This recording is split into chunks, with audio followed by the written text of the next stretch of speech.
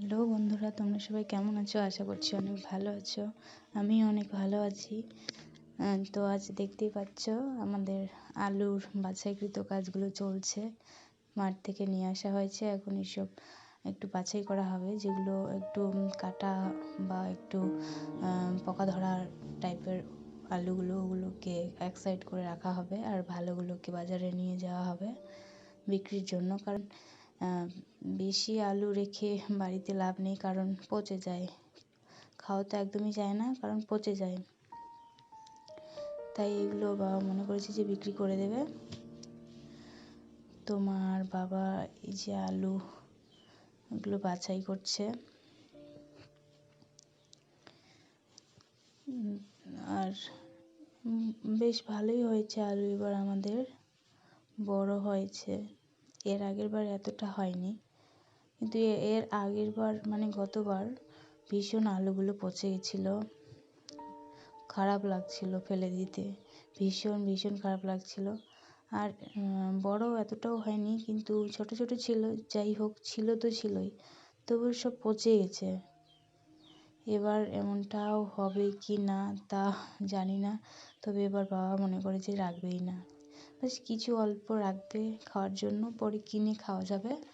তার জন্য বাবা এইসব বিক্রি করে দেবে। আর মাঠের আলুগুলো সব কাঁচা অবস্থায় ছিল, মানে তোলা হয়েছে। বৃষ্টি হবে নাকি তার ভয়ে, যে বৃষ্টি হতে পারে, কারণ মেঘলা আকাশ সবসময়, কখনো আবার একটু করে বৃষ্টিও নামছে হালকা একটু করে। তো বলা যাবে না কখন বৃষ্টি হবে, তার ভয়ে বাবা তুলে নিয়েছে আলুগুলো। গাছগুলো অনেক সুন্দর ছিল, সবুজই ছিল। আরও কতদিন, আরও কিছুদিন থাকতো হয়তো,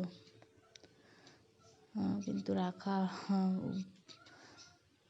ঠিক না বলে বাবার মনে হয়েছে, কারণ বৃষ্টি নামলে সব শেষ হয়ে যাবে। তাই তো তোমরা সবাই কখন কিভাবে আলু তোলো আমাকে একটু কমেন্টে বলো।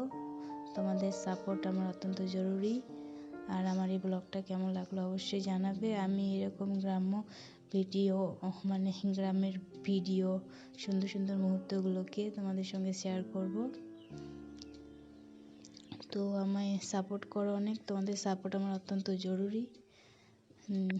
এটাই বলবো, কারণ কেউ কারোর সাপোর্ট ছাড়া এগোতে পারে না। আমিও কিছু করতে চাই, মানে এগোতে চাই, ইউটিউবে কিছু একটা করতে চাই।